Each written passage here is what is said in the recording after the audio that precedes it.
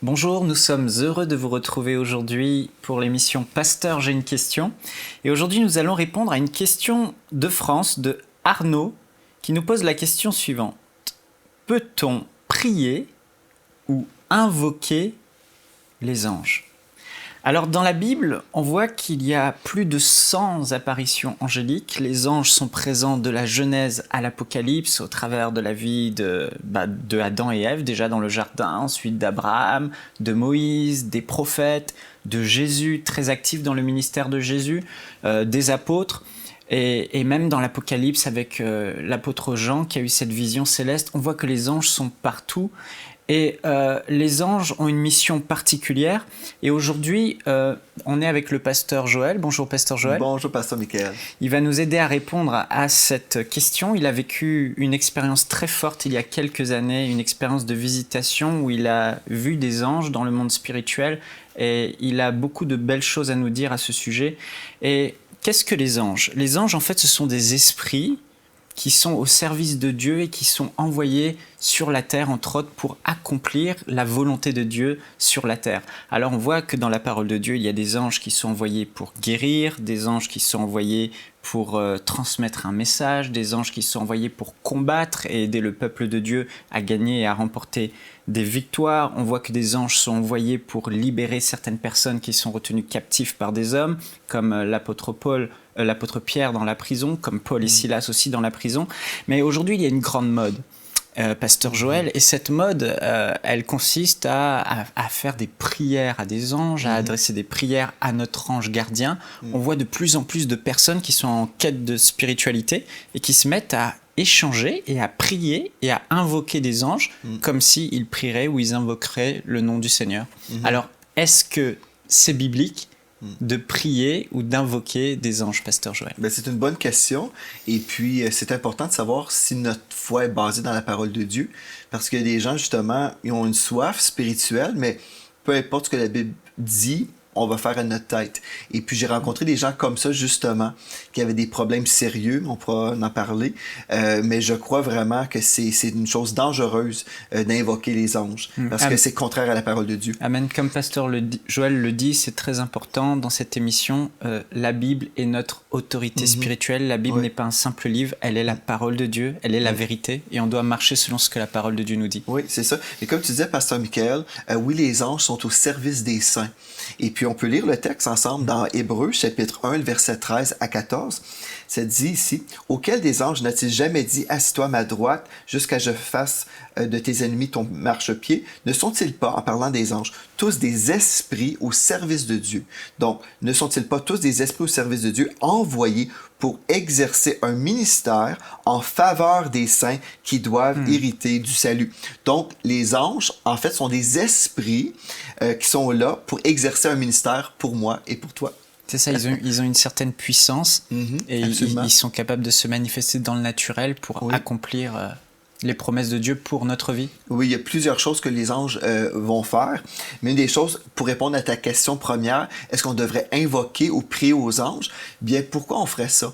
En fait, la Bible nous dit dans 1 Timothée 2,5, il y a un seul Dieu et un seul médiateur entre Dieu et les hommes, Jésus-Christ homme. Donc, Amen. Si on sait qu'on a accès auprès du trône de la grâce, on peut prier directement à Dieu. Pourquoi passer par une créature quand on peut parler au Créateur? Et puis, la Bible nous dit en fait qu'on devrait simplement s'adresser à Dieu et même, pas simplement cette connaissance-là qu'on voit dans la parole, mais aussi on voit une interdiction d'appeler des esprits. Donc si on définit bien les anges, qui sont des messagers de Dieu, qui sont là pour faire un ministère auprès des saints, on comprend aussi les anges sont des esprits et la Bible interdit cet appel aux esprits ou de consulter les esprits. Ah, c'est intéressant, ça se trouve où? Dans Colossiens 2, par exemple, 18 et 19, je vais lire à partir de la Bible du Sommeur, ça dit « Ne vous laissez pas condamner par ces gens qui prennent plaisir à s'humilier et à s'adonner à un culte des anges. Ils se livrent à leur vision, ils s'enflent d'orgueil sans raison, poussés par leurs pensées toutes humaines, ils refusent de s'attacher au Christ, qui est le chef, la tête. » Donc, les gens qui font un culte aux anges, qui vont prier aux anges, la Bible est claire, ils se livrent à leur vision. Oui, ils ont des visions, mais c'est probablement des visions soit très charnelles, on s'invente des choses, ou sataniques. Et c'est ça qui est étonnant, c'est que les gens, en fait, ont vécu certaines expériences spirituelles et avec des visitations angéliques, et ils prennent cette expérience pour ensuite écrire des livres et encourager les autres à faire comme eux, à parler à ces anges, à ces êtres spirituels. Mais comme tu nous l'as dit, la Bible nous encourage à être en communion avec Dieu et ne pas être en communion avec la créature de Dieu que sont les anges. Tu dis qu'il y a un danger à le faire.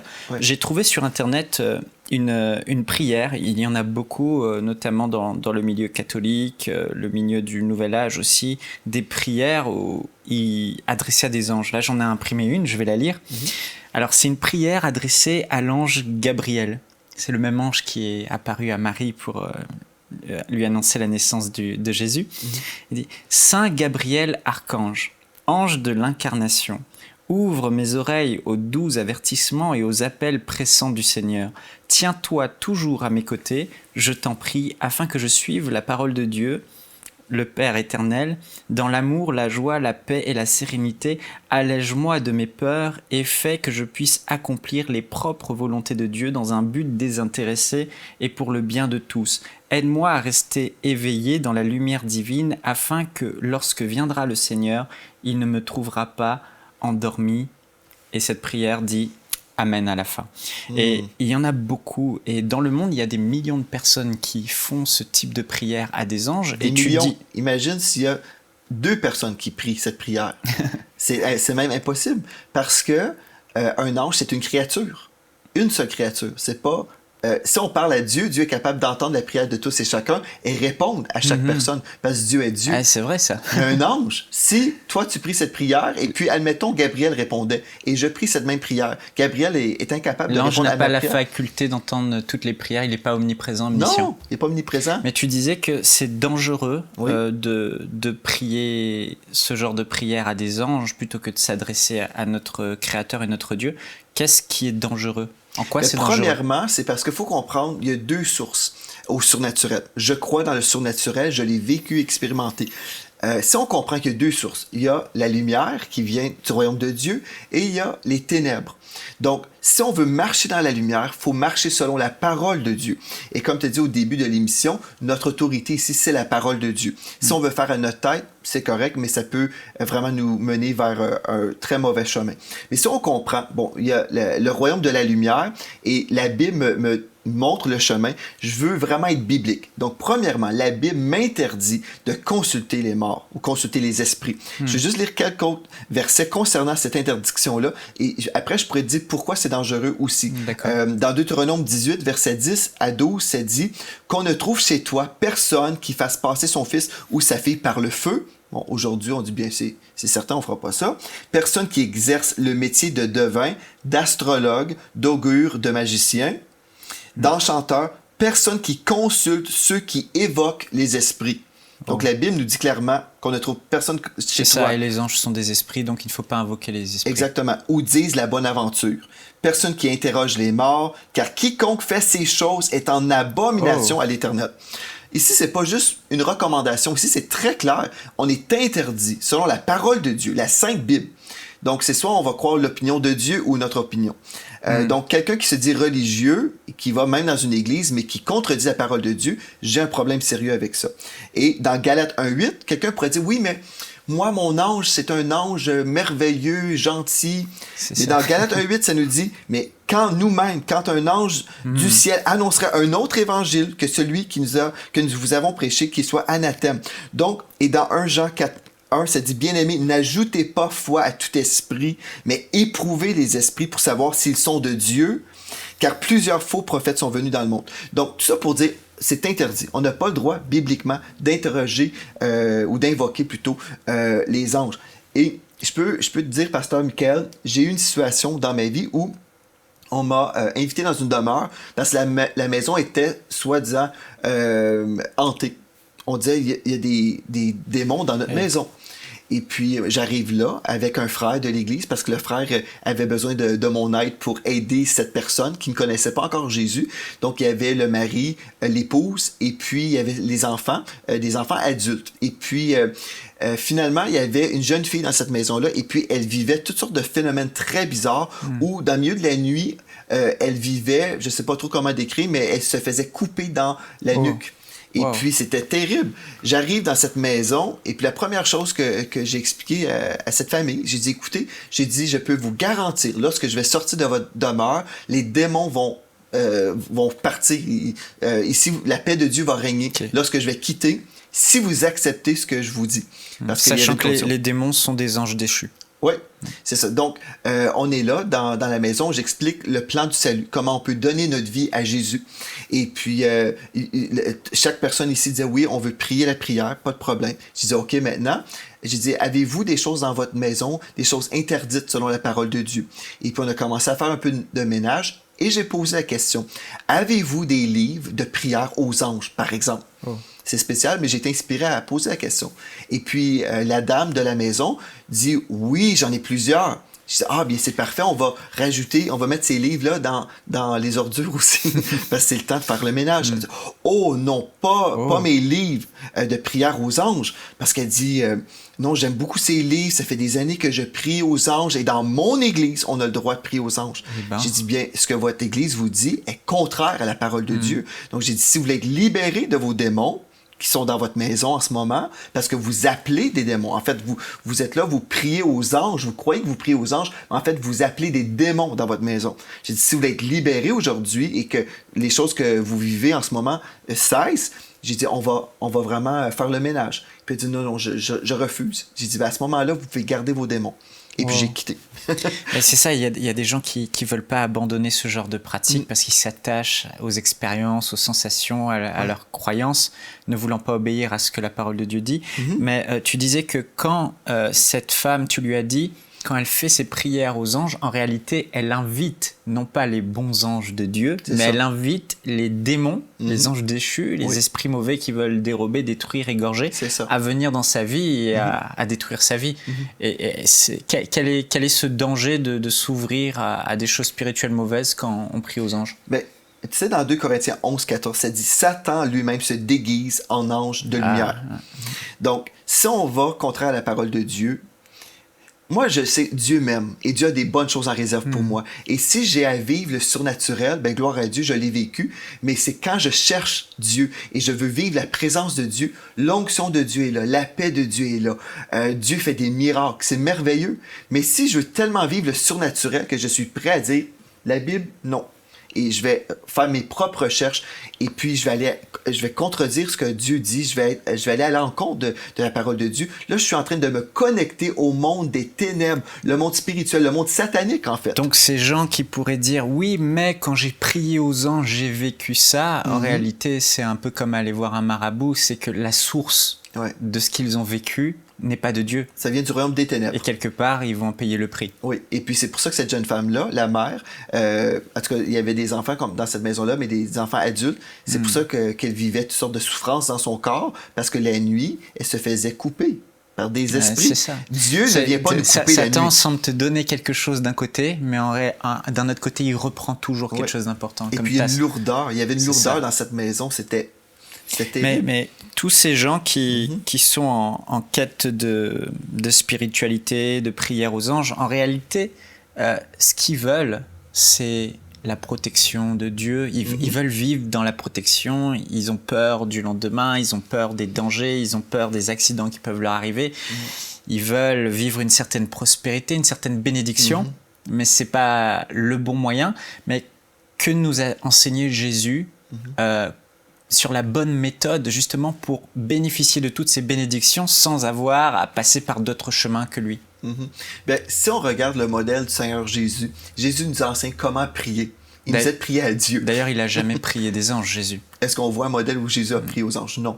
Donc, on va s'adresser à Dieu si on s'adresse à Dieu, Dieu nous donne toutes ces choses que tu viens de mentionner, là. La protection, la prospérité, toutes ces choses-là nous viennent de Dieu. Et Dieu peut envoyer des anges certainement pour travailler dans le monde invisible. Et puis finalement, comme une fois, je me suis fait protéger surnaturellement. Je me souviens, j'étais au Nouveau-Brunswick, ici au Canada. J'étais en voyage avec mon épouse. Et puis, on sortait d'une réunion. Et en sortant, il y avait plein de glace sur la rue. Et puis finalement, on se dirigeait vers un mur de pierre parce que c'était tellement glissant. Et puis on se dirigeait comme ça. Et puis tout d'un coup, on savait on était pour arriver devant ce mur-là. Mathilde et moi, mon épouse, on a crié « Jésus ». On n'a pas crié Gabriel ou je sais pas trop. On a crié « Jésus ». Et d'un seul coup, là, notre véhicule a été transporté comme ça et comme ça. Alléluia. Et puis on était protégés surnaturellement, mais notre réflexe, c'était de se tourner vers Dieu. Donc c'est ça qui est particulier, c'est que là, en fait, face à cette situation, vous vous êtes tourné vers Dieu, vers Jésus, toi et ton épouse, et à ce moment-là, Dieu a envoyé un ange pour opérer en votre faveur, tandis que d'autres se tournent directement vers les anges pensant que Dieu va envoyer cet ange, mais en réalité, ce sont des démons qui attirent. Et Dieu ne contredira jamais sa parole. Donc, c'est sûr que dans le sens que si on appelle Gabriel ou je ne sais pas trop qui, Dieu n'a jamais dit qu'il était pour répondre aux prières qu'on faisait aux démons. Tu as lu tout à l'heure dans Hébreux au chapitre 1 que les anges sont des esprits envoyés par Dieu au service des saints qui exercent un ministère pour les saints. C'est-à-dire qu'ils doivent œuvrer pour les saints. Mais qui sont les saints? Est-ce que c'est tous les hommes? Non, les saints sont ceux qui sont sanctifiés, qui sont mis à part pour Dieu. Donc les enfants de Dieu, quelqu'un qui est encore dans ses péchés, on déclare que c'est un pécheur, mais ce pécheur qui se tourne vers Dieu, qui dit « Pardonne-moi de tous mes péchés, j'ai besoin d'être pardonné ». À ce moment-là, Dieu entend la prière de cette personne et puis le purifie. La personne est purifiée et puis le Saint-Esprit vient habiter la personne. Donc la personne qui était pécheur, une pécheresse, cette personne-là a été transférée du royaume des ténèbres au royaume de la lumière. Elle est adoptée dans la famille de Dieu. Ça coûte absolument rien. C'est par la grâce que nous sommes sauvés, par le moyen de la foi. Ce n'est point par les œuvres, afin que personne ne se glorifie, mais c'est vraiment lorsqu'on place notre foi dans ce que Jésus a fait pour nous. Il est mort sur la croix pour payer notre dette de péché. Et quand on réalise, Jésus a payé pour que je sois pardonné de mes péchés, c'est alors où on peut demander pardon pour nos péchés. Dieu nous purifie. Et c'est là qu'on devient saint. Et là, on devient un saint de l'Éternel. On n'est pas obligé d'attendre 100 ans pour être déclaré un saint. Comme l'apôtre Paul écrivait dans ses épîtres aux saints. Constamment, on voit que l'apôtre Paul écrivait aux saints qui vivaient. Et je suis un saint. Toi, pasteur Michael, tu es un saint aussi. Nous sommes les saints de Dieu. Tous ceux qui mettent leur confiance et leur foi en Jésus. On a été purifiés. Et puis, on est parfait même en Christ. Donc quelqu'un qui veut bénéficier du ministère des anges doit avant tout devenir un enfant de Dieu pour pouvoir être réconcilié avec son Père Céleste parce que Jésus va pardonner ses péchés. Et à ce moment-là, il devient un enfant de Dieu et là, il est en communion avec Dieu. Parce que beaucoup de personnes ont prié, ils ont prié, ils prient le Notre Père, ces prières toutes faites parfois, et ils se disent oui, j'ai prié à Dieu, mais ça ne marche pas. Ça ne marche pas, il y a comme un mur qui nous sépare. Et là, tu viens de nous dire que ce mur, c'est le péché. Le péché qui fait en sorte qu'on n'est pas réconcilié avec notre Père Céleste.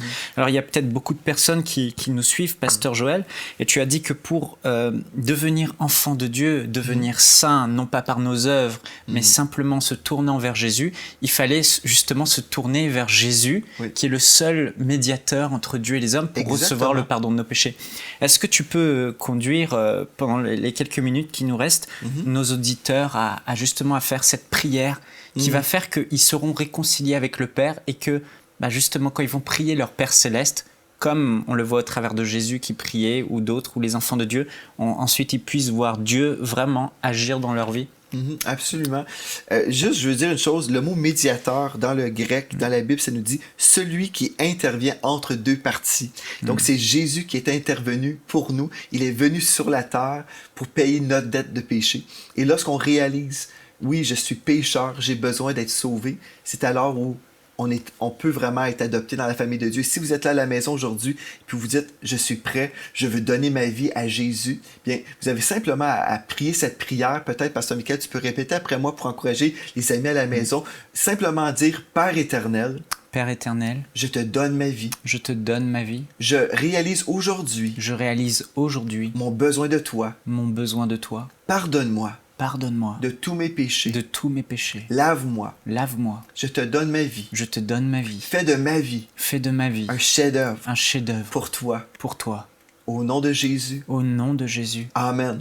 Amen. Si vous avez fait cette prière, bien c'est simple, vous avez été adopté dans la famille de Dieu, si vous avez été sincère, et puis gloire à Dieu. Il n'y a plus besoin de prier aux anges. Non, Ils ont un Père céleste. on peut prier directement à notre Père, c'est merveilleux, et là on peut découvrir le forfait divin, tout ce que Dieu en réserve pour nous, et oui, certainement, il y a des anges qui sont là à notre service pour nous protéger, et même, dans mon cas, je sais que Dieu a assigné un ange à mon ministère, donc peu importe ce que Dieu nous appelle à faire, nous sommes équipés en tant qu'enfants de Dieu pour l'œuvre que Dieu nous a préparée. Amen, amen. Il nous reste que quelques minutes et j'aimerais qu'on puisse parler de cette expérience formidable que tu as vécue il y a quelques années. Il y a combien de temps? C'est en 2004, en fait. 2004. Ouais. Ça fait un moment où tu as été visité par le Seigneur et que tu es tombé en extase. Tu as eu une vision. Oui, en fait, quand j'étais couché à terre et pendant cette visitation-là, je m'attendais pas du tout à ça. Hein. Ça a duré combien de temps à peu près? Bien, une des journées, c'était 5 heures. Et puis, lorsque j'ai eu cette visitation-là, je me souviens plus, c'était environ 2h30. Mais c'est ça, c'était pas une chose que j'avais prévue. Je m'attendais à rien de ça. Mais j'étais couché sur l'estrade de l'église où j'étais. Et puis, je ressentais la présence de Dieu venir sur moi. C'était vraiment comme de l'électricité sur mon corps. Et puis, j'ai vu 2 anges apparaître à ma droite et à ma gauche. Et puis, là, ils m'ont dit en anglais, « Give us words to work with ». Donne-nous des paroles avec quoi travailler. Et là, j'étais comme, mais qu'est-ce que ça veut dire? Seigneur, est-ce que tu veux que je mémorise des versets? Je comprenais pas vraiment ce que Dieu voulait me dire à travers ces anges-là. Les anges t'ont dit, donne-nous des paroles avec quoi travailler? Oui. D'accord. Et puis là, j'ai compris que Dieu m'appelait à déclarer la parole de Dieu. Parce que je venais de vivre une visitation concernant mon appel pour le peuple francophone. Et là, j'ai compris que Dieu voulait que je décrète la parole de Dieu sur les peuples francophones. Et puis, quand j'ai réalisé ça, je me suis mis à décréter. Et c'est alors que j'ai ressenti l'onction de Dieu augmenter sur moi comme de l'électricité. Mais comme je décrétais la parole, là, je ressentais l'onction augmenter et augmenter. Et j'ai compris. C'est comme ça que j'ai vraiment compris la puissance de la confession de la parole de Dieu. Certains vont entendre des prédicateurs enseigner. Et oui, je comprends, c'est bien la prédication. Mais moi, je l'ai reçu comme ça.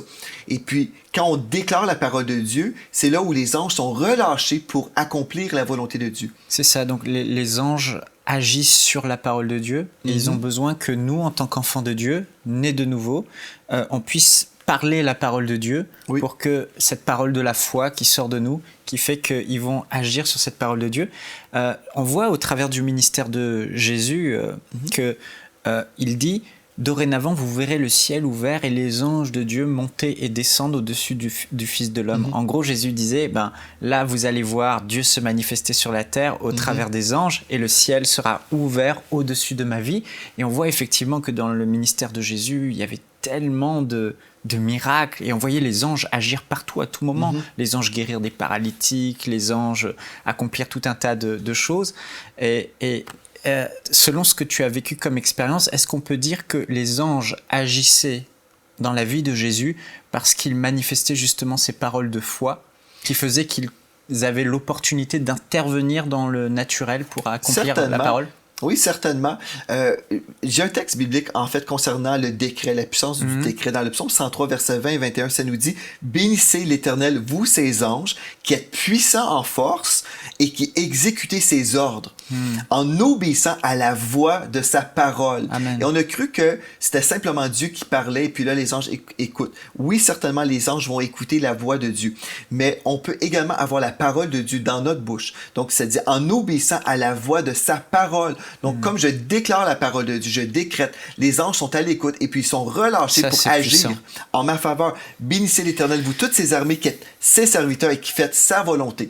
Mais comment connaître la volonté de Dieu? Il faut connaître la parole de Dieu. Donc, si je connais la parole de Dieu, je déclare la parole, les anges sont relâchés et puis travaillent dans le monde surnaturel pour faire en sorte que je rentre vraiment dans mon appel divin. Amen. Et ça, c'est puissant parce que la plupart des chrétiens, ils sont là et face à leur situation, face à leurs problèmes, le premier réflexe, et la plupart des personnes le font, on prie Seigneur, s'il te plaît, Seigneur, s'il te plaît, Seigneur, agis, tu vois mon problème, tu vois ceci.